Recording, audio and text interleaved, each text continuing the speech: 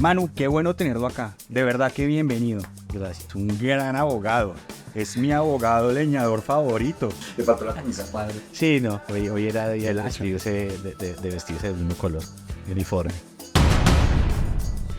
Manuel, por favor, preséntese. Yo soy Manuel de Angulo, soy abogado de profesión. Desde el inicio de mi carrera profesional me interesó mucho el tema de la ética. No solamente qué es lo que las reglas dicen que podemos cumplir o no, sino cuál es ese estándar máximo de hacerlo adecuado, de hacerlo correcto. Básicamente, la anatomía de la ética corporativa. ¿Eso lo llevó usted a trabajar en grandes multinacionales, como por ejemplo? Trabajé en Bayer varios años donde ayudé a desarrollar el área de ética y al mismo tiempo para la industria de la música. Usted tiene toda la pinta de baterista de una banda de metal a la que yo me gustaría como bajista. Pues siempre quiero. Sí, yo... Usted es rockerito duro, ¿no? Desde siempre, digamos, yo he sido rockero.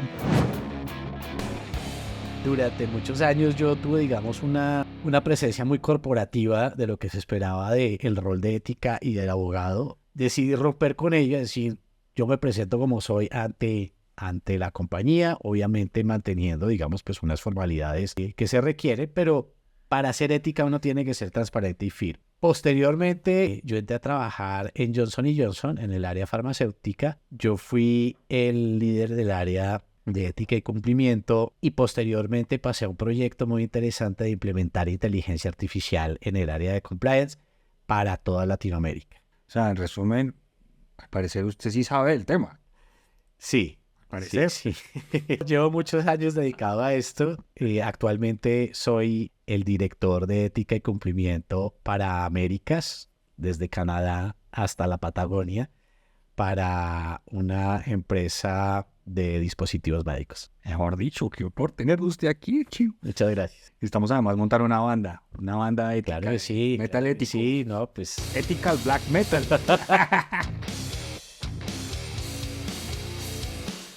Muchas veces uno cree que el mundo corporativo uno tiene que llevar una máscara y yo al contrario, lo que creo que invita el área de ética es que uno debe llevar a las empresas su mejor yo. Y si mi mejor yo es ser el metalero, pues lo llevo porque eso hace parte de pues ser uno transparente. Y de su esencia. Correcto. Y cuando está usted ejerciendo desde su esencia, va a hacer fluir mucho más su vocación y su talento a favor de la empresa. Exacto. Cuando uno habla de ética, uno no puede llevar máscaras. O sea, eso no va de la mano.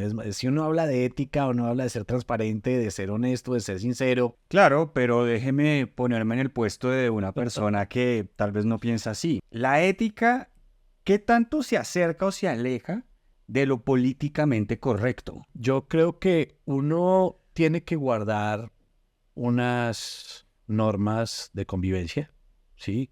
Unas normas básicas, es decir, de no generar conflictos innecesarios dentro de una corporación. Metal a todo volumen en la oficina, cosas así. Sí, pero ahí es cuando usted habla de lo políticamente correcto. Pero es que hoy en día cuando uno habla de qué es lo políticamente correcto, pues nosotros tenemos que hablar necesariamente de diversidad, equidad, inclusión. Es decir, tenemos que abrir un poco las puertas a que entre más diversos somos mejores, entre más equitativos somos mejores, que es lo contrario a vamos a ponernos todos una máscara y entonces vamos a aparentar que todo está bien, porque eso riñe con la transparencia, al final riñe con lo que quisiera buscar. Lo políticamente correcto tiene mucho que ver con la moral, y la moral es una construcción colectiva de algún grupo. ¿En qué se diferencia entonces la ética, lo políticamente correcto y la moralidad? La ética es lo que es correcto siempre. Sí, eso es el deber ser. No robar. No robar, hacer el bien, buscar ser justos, buscar ser ecuánimes. Cuando uno habla de la moralidad tiene que ver casi que con creencias filosóficas. Podría uno inclusive meterle religión si uno hablara de moralidad. Lo vuelve muy complejo porque, por ejemplo, la moral cristiana pues no es la misma moral de quien no es cristiano. Entonces, son visiones del mundo. Son visiones del mundo. ¿Cuáles son esas reglas mínimas dentro de un conglomerado, hablemos una corporación en este caso, que nos sirven a todos para no entrar en discusiones que nos pueden poner en aprietos?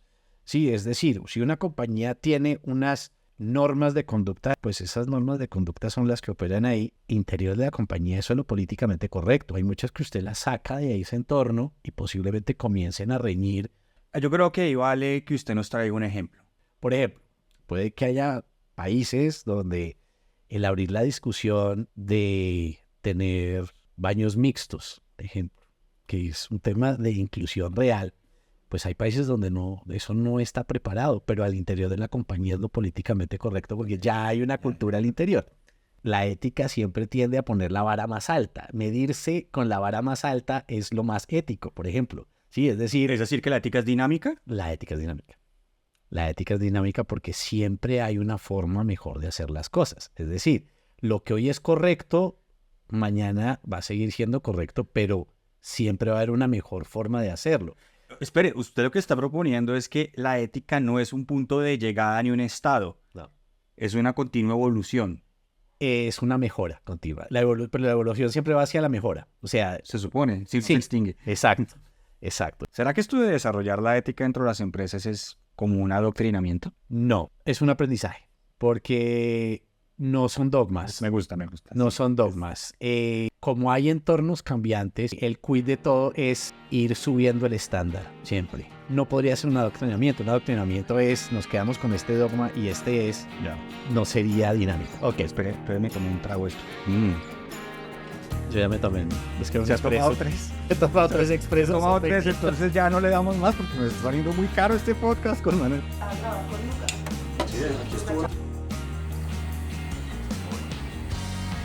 El café es lo más importante porque es lo que hace que la gente realmente hable. Diga lo que tenga que decir. Manuel, ayúdenos por favor a entender qué es exactamente la ética corporativa. Para mí es hacer las cosas de manera correcta, de tal manera que se prevengan riesgos y se contribuya con la sustentabilidad del negocio. Cuando habla uno de sustentabilidad, uno quiere incorporar todo el elemento del análisis del entorno que sea posible. Como ese entorno es dinámico, pues yo también tengo que ir subiendo la vara para hacer lo correcto de acuerdo a lo que me va pidiendo el entorno. Lo que le pide el entorno tiene varios niveles también, porque el entorno se lo puede pedir desde el punto de vista legal y jurídico, que es como el mínimo necesario. Después está el ético, después está el moral, y así Qué podemos bueno, estratificar. Qué bueno que lo pone ahí, porque muchas veces cuando uno comienza a hablar de ética, casi siempre, y además esto es idiosincrasia nuestra, uno lo lleva al terreno legal. Es que eso no está prohibido. Esa es la primera respuesta. Legal es lo que las normas a mí me dicen, Sí. que es ese mínimo reglamentado donde yo me puedo mover. Ahora, yo me puedo mover en ese entorno sin que eso sea correcto, sin que eso sea ético. Es decir, hay una vara más alta que ya deja de ser lo legal. Lo ético es un estándar mayor donde es qué me pide mi entorno, qué me piden mis stakeholders, qué me piden mis accionistas, qué me piden en cuanto a comportamiento. Y eso pasa, o ese orden de magnitud en el que usted piensa la ética tiene todo que ver también con el tipo de empresas para las que trabaja, porque una empresa multinacional de estas no solo está actuando dentro del mercado colombiano o latino, sino son empresas que tienen estándares internacionales, por lo general del país de su origen, y que al estar en la bolsa, tener stakeholders mundiales, están sujetos a tantas legislaciones, lo que para ustedes buena ética no necesariamente coincide con lo que en el país donde usted está ejerciendo sea buena o mala ética. Yo creo que todas las empresas tienen un nivel de ética de acuerdo a el tamaño, la complejidad y el entorno. Y eso implica mayor inversión, mayores personas, mayores procesos, mayor especialidad desde la persona que también tiene a cargo ese rol. La ética entonces es un atributo positivo de las empresas. No solo requerido, sino además positivo. ¿Usted cree que la ética es un atributo corporativo que debería mercadearse y venderse como parte del producto y la propuesta de valor de las empresas? ¿O es algo que es simplemente bueno de hacer y no, casi que no queda bien mostrarlo? Internamente uno puede mercadear. Hacia adentro de la compañía es importante hacerlo, porque eso hay que hacer todos los días, hay que estar recordando, todos los días hay que estar enviando el mensaje. Eso es clave. Hacia afuera, yo creo que el que se presente con demasiado diferencial diciendo yo soy una compañía ética puede estar disparándose en los pies por una razón, y es que ninguna compañía está libre de perder visión en algún lado, en el espejo retrovisor, sí, tener un punto ciego. El que mucho mercadea, pues está abriendo ese hueco porque pues muy seguramente va a poder decir, ay, tenía un hueco y yo no sabía. A mí me parece que las compañías que lo hacen porque es la razón de ser, porque es la manera más sustentable para el negocio, y ser ético es mejor que no serlo.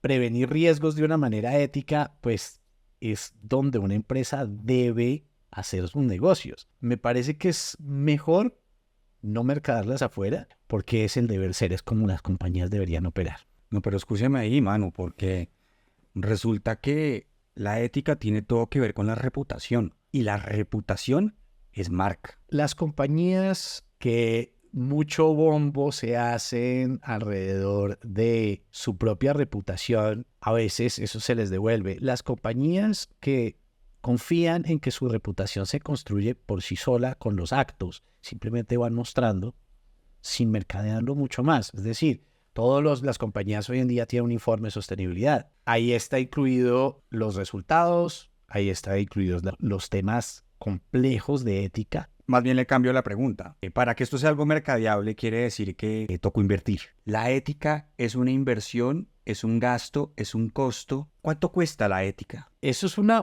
pregunta interesante. A uno le gustaría, pues, que hubiese todo el presupuesto disponible para hacer cosas muy complejas. Una parte es gasto y es llegar a tener el Rolls Royce cuando yo todavía no lo necesito. Es decir, uno puede tener programas tan complejos o tan robustos como uno quiera.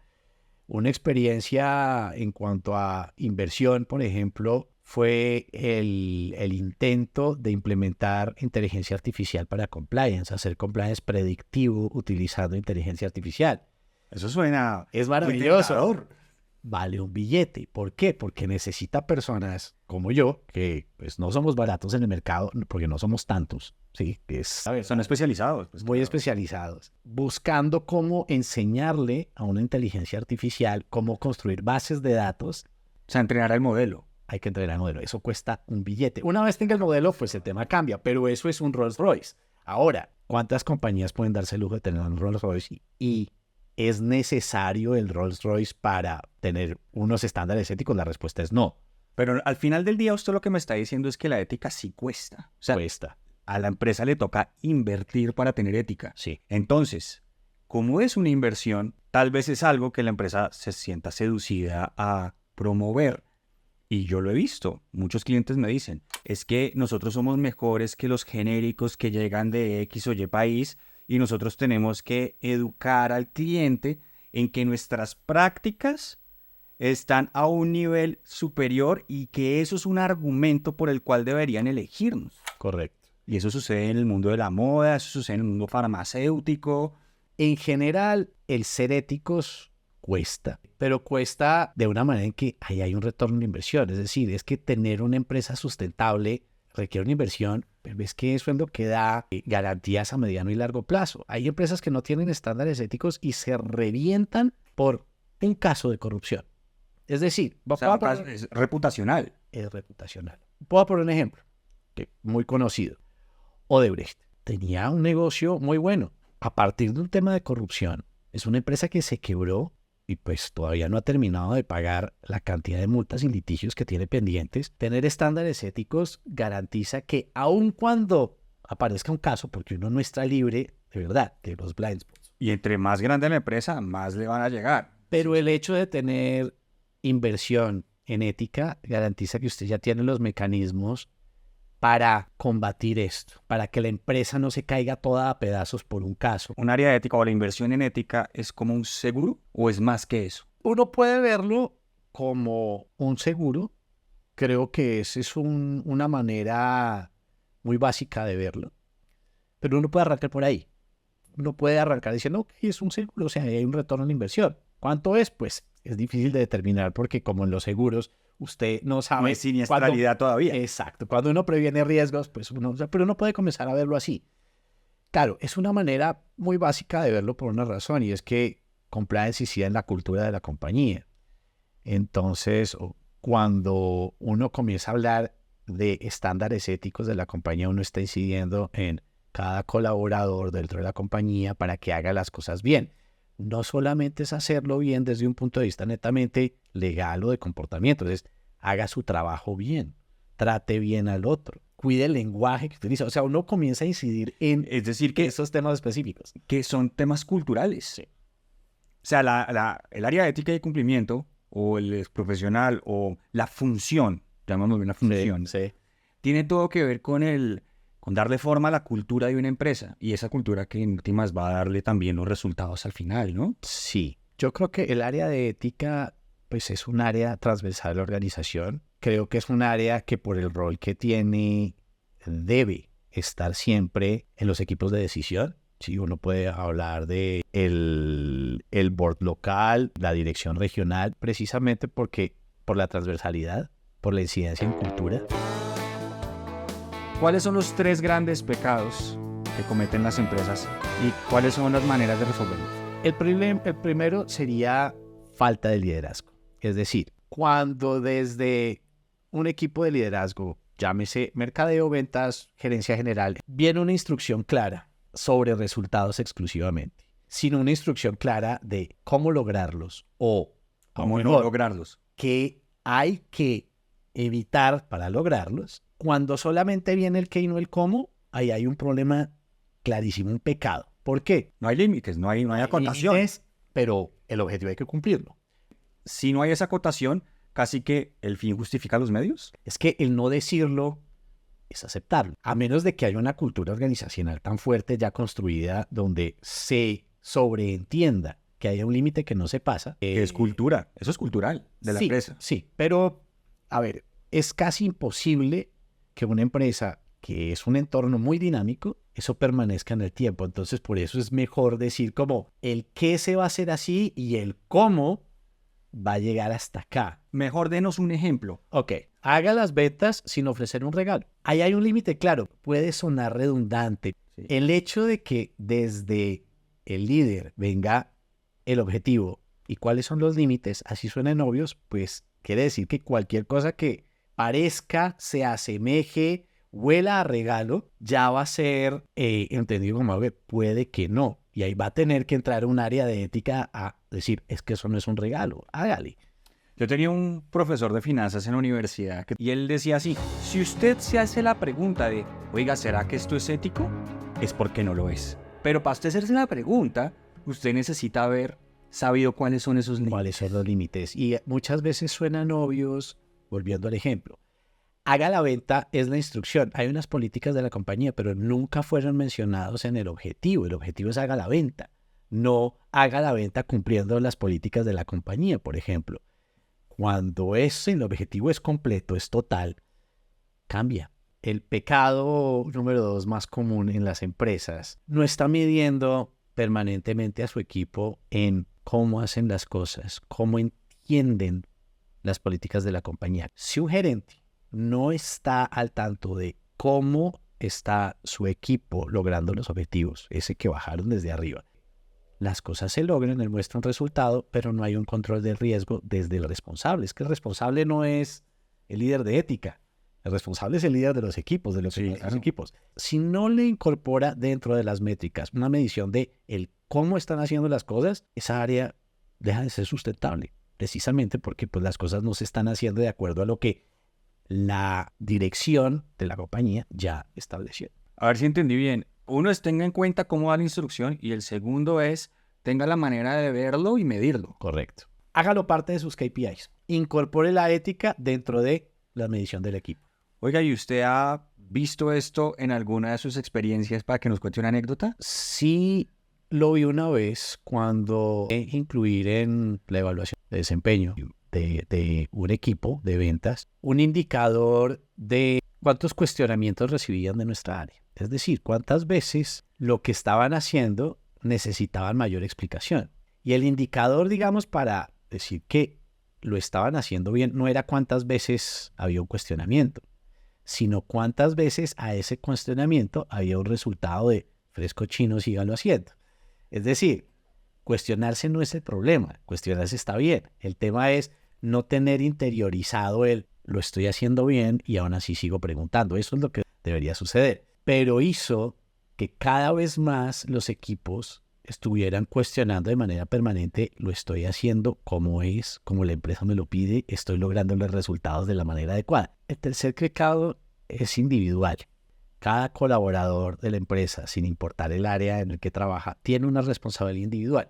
Va desde hacer bien su trabajo, la persona que tiene que hacer el aseo, tiene que hacer el aseo bien, siguiendo unas normas de higiene básicas. O sea, hay unos cumplimientos. Desde eso, que es la propia responsabilidad, que no es delegable a otros, si todo el mundo asume esa responsabilidad, pues ya las cosas van en buen camino. Es decir, yo estoy asumiendo la ética de mi propio trabajo, más allá de los resultados colectivos. Claro, pero ¿cómo lo volvemos accionable? Es decir, usted no me puede decir que simplemente confiamos en que todo el mundo va a tener el nivel de ética que exige la empresa, porque finalmente eso no es así, a no ser que la persona ya lleve cierta cantidad de tiempo y ya tenga una permeación de la cultura y ya sepa cómo hacer las cosas. Porque acordémonos de que lo que es bien visto en una empresa no necesariamente es bien visto en otra. Correcto. Sin embargo, si usted ve que hay alguien que no está haciendo el trabajo de acuerdo a lo que pide esos estándares de la corporación, llámelo políticas, nómbrele procesos, pero ayuda a que el otro también lo haga.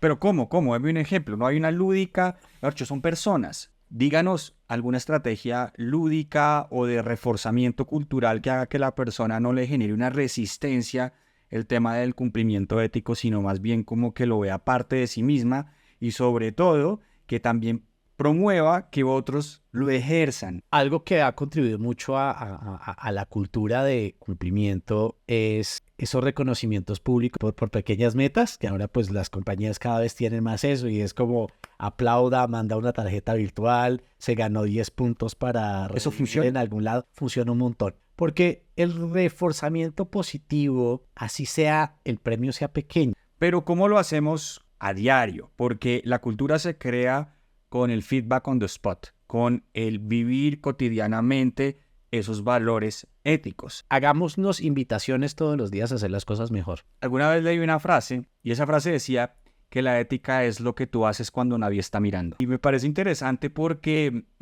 la ética no es para mostrarla, sino es una forma de ser. Y para que sea una forma de ser tiene que estar ya incluida en la identidad. Digamos que todo salió mal y ¡boom! Estalló una crisis reputacional por un tema de ética y cumplimiento. ¿Qué hay que hacer? El paso a paso aquí necesita preparación, es decir, hay que anticiparse a la crisis. Y uno puede decir, me revetó la crisis, ojalá esté preparado desde antes. No está preparado, le estalló en las manos esa granada, por favor. Si le estalla en las manos, lo primero que tiene que hacer es llame al área legal porque ahí hay un tema que va a tener que manejar desde un punto de vista de cuáles son los riesgos legales. Eso no es un rol de ética, es un rol legal. Tenga una mitigación de riesgos legales adecuado, tenga un equipo de comunicaciones interno, externo, pero tenga preparado un equipo de comunicaciones. Desde el área de ética, haga una investigación interna antes de salir a responder, a afirmar, a reconocer o a transparentar. Haga un análisis interno, sepa qué medidas va a tomar, ¿sí? Porque cuando uno va a transparentar una situación de estas, uno ya tiene que tener el panorama completo. Lo que usted me está queriendo decir, Manuel, es que si se le rompe esto, usted tiene que crear una estrategia. Completa. Y esa estrategia es de comunicación, es legal, es de liderazgo. Casi que todas las áreas involucradas de la organización tienen algo que ver con esta estrategia. Pero ejemplos más concretos, o sea, cuéntenos una historia. Bueno, sí, hay un ejemplo de prototipo. Bien, lo logramos. Bien. La industria farmacéutica es una industria altamente regulada, lo cual el tema de mercadeo muchas veces tiene que ir con mucho cuidado. Y obviamente, desde la ética, uno encuentra puntos de discusión, ¿sí?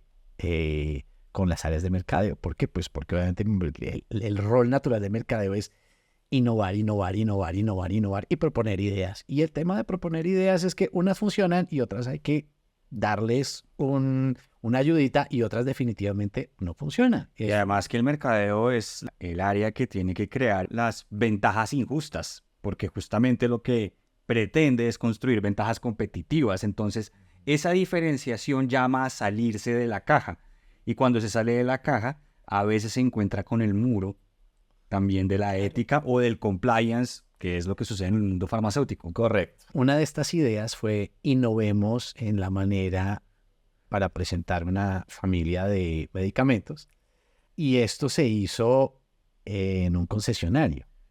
Y entonces se iba a mostrar el vehículo con las categorías del medicamento, haciendo un paralelo entre modelos distintos. Uno representaba el bólido, el otro representaba el auto chévere. O sea, sacó la analogía de las Era categorías. la de los analogía de las categorías, cada uno con esas características. Una idea innovadora. Primera vez vista en este país. Yo no sé eso dónde se haya hecho. Yo creo que no se había hecho antes. Todo iba bien y hagámosle para adelante.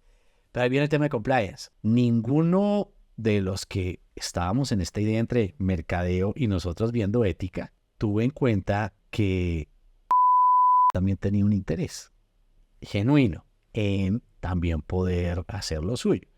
Resulta que uno no puede mercadear medicamentos ofreciendo algún tipo de ventaja para quienes están ahí. No importa quién sea el auditor, ofreció a los asistentes un descuento en la compra de un vehículo, con lo cual todo lo que habíamos planeado durante meses se cayó en ese momento. A nosotros nos tocó, pues obviamente, entrar en modo contención, decir, un momento, esto no es nuestro, no lo tenemos planeado, esto ya sucedió de un tiempo, entonces pues no es, o sea, esto ya es anecdótico. Pensemos en una empresa que está viendo esto, en un gerente de recursos humanos, en un gerente de marketing. ¿Cómo le ayudamos a que convierta a su equipo en una forma de ser ética? Contrate bien. Cuando usted está en una entrevista de trabajo, casi nunca hay preguntas sobre ética. ¿Cómo haría las cosas? ¿Cómo resolvería un dilema ético? Quiere decir que nosotros estamos dejando la ética para cuando la persona ya está dentro de la empresa. Ahí es que conocemos el qué tan dispuesta está una persona en mantenerse dentro de los límites que nos trae una compañía para lograr los resultados. Pero eso ya lo conocimos tarde. Entonces, eso es un tema y como estaba diciendo, para recursos humanos clave. Hagan esas preguntas. Vayan y pregúntenle a la persona de ética qué le preguntamos a esta persona para escoger bien desde el principio. Voy a ser de gerente de recursos humanos temporal. Y le digo, pero Manuel, nosotros ya verificamos antecedentes judiciales, tenemos una empresa que hace estudios de seguridad. ¿Cómo filtro los que entran? ¿Cómo desarrollo a los que ya están adentro? Ok, las empresas se están quedando en los temas legales y criminales, pero no están entrando a ver la persona cómo resuelve problemas de ética. Que no quiere decir que se vaya a la cárcel, no quiere decir que esté debiendo la manutención de la familia o que está metido en temas de corrupción. Estoy hablando de ética en temas mucho más puntuales, mucho más granulares, que cuando está frente a cumplo una meta o incumplo una regla, ¿cómo va a resolverlo? Es ahí. Ahora, ¿cómo transformo equipos? Que es la otra Me parte. gusta, ¿Sí? me gusta para dónde va. Lo escuchamos muy Gracias. atentamente. La transformación de los equipos hacia ser más éticos tiene que ver con, uno, dar una oportunidad, pero no repetirla. Es decir, las manzanas podridas se pueden mejorar, pero las que definitivamente no mejoraron, hay que sacarlas de la organización por dos razones. Porque sí contaminan el resto del entorno, eso sucede.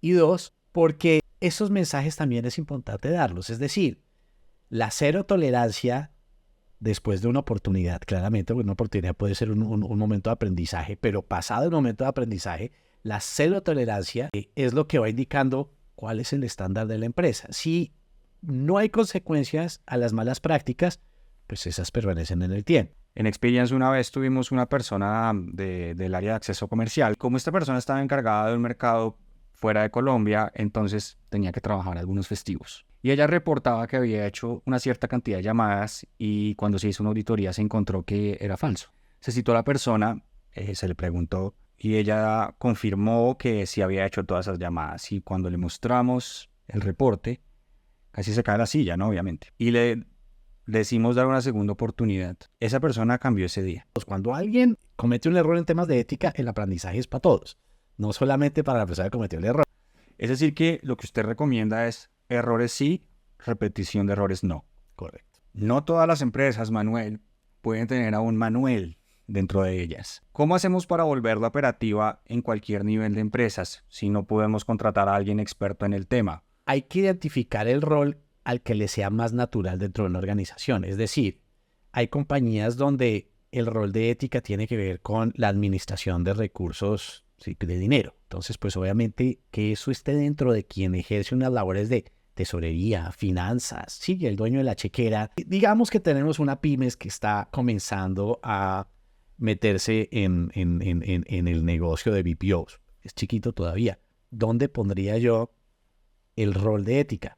En la gente. Porque esas son empresas absolutamente susceptibles a quién llega a la compañía, cómo se comporta, qué comunicación tiene, qué trato tiene con el resto, pero también de la compañía, es decir, cómo no entro en una sobrecarga laboral, cómo no lo quemo, cómo cuido ese recurso. Entonces yo lo pondría ahí en quien tiene la administración del recurso humano. En otras compañías podría uno ponerlo debajo del área legal, que por ejemplo, empresas que son algo más reguladas. Pero estamos hablando de pymes, no van a tener esas áreas. La otra alternativa es contratarlo por fuera. Afortunadamente ya hay empresas externas que se dedican a ofrecer programas tan complejos o tan básicos como se quiera. ¿Es como una auditoría? No, es como un consultor, más bien. Ya. ¿Cómo hacemos para que las áreas que necesitan innovar, que necesitan implementar, no ven el área de ética y cumplimiento, de compliance,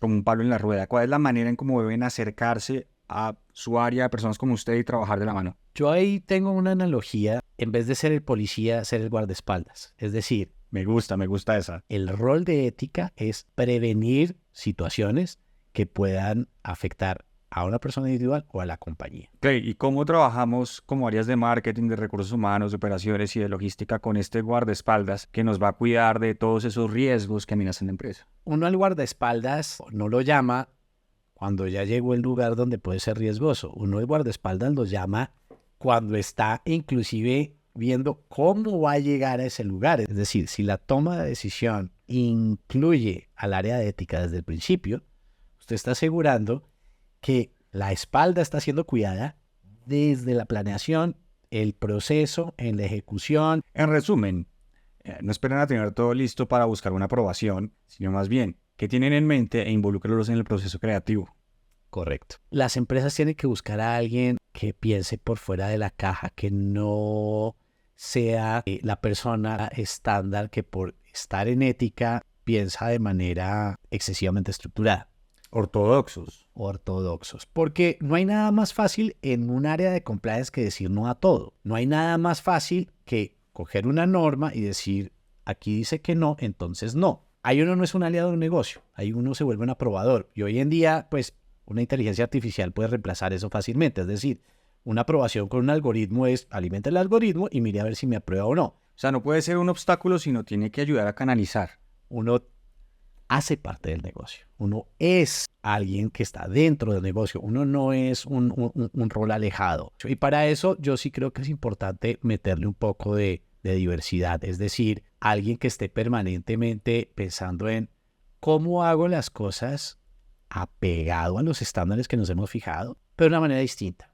¿Cómo hago para que logremos ese objetivo aun cuando hay un estándar que yo tengo que salvaguardar? ¿Cómo me muevo distinto? Y pues usted me invitó al principio a decir es que este tipo es un rockero, y sí, es verdad. Mírenlo, es un eso me encanta. Yo pienso por fuera de la caja. Yo pienso por fuera de la caja y yo creo que muchas de las personas que hoy en día están haciendo ética en compañías grandes, importantes, tienen esto. No están pensando de forma cuadriculada. Es decir que, en resumen, ética y cumplimiento también puede actuar con creatividad. Mucha. Se requiere todos los días. O sea, no es solamente un apego normativo, sino una creatividad ejecutiva. Sí. Oiga, me gusta. Ha sido un placer hacer negocios con usted. Gracias, Pablo. Aunque este podcast no está regulado y tiene unos estándares de ética altísimos. Además tiene café y todo, ya está frío. Delicioso, delicioso. Los 3 expresos que me tomé estaban buenísimos. Manu, muchas gracias. Pablo, qué rico estar acá. Y si tienen algo que preguntarle a este caballero, lo consiguen en sus redes, que son, Déjelos. se las ponemos aquí abajo. Sí. Para que lo sigan en Las LinkedIn, tengo. porque usted está muy dispuesto a ayudar al que tenga dudas, ¿sí? Sí, sí. Esto es de ir construyendo juntos, digamos, una mejor cultura de ética y cumplimiento corporativo. Se le salió lo formal. Le vimos la corbata a través de la... No, está muy bien. Nos vemos en una próxima. No se les puede olvidar ver el capítulo de la anatomía de un millennial. Véanlos en este video. Véanlos en este video. ¿En este? Aquí. ¿Dónde es el video? No, es que así queda en YouTube después y se pone a ver esto. Bacano, ¿no? Colchador.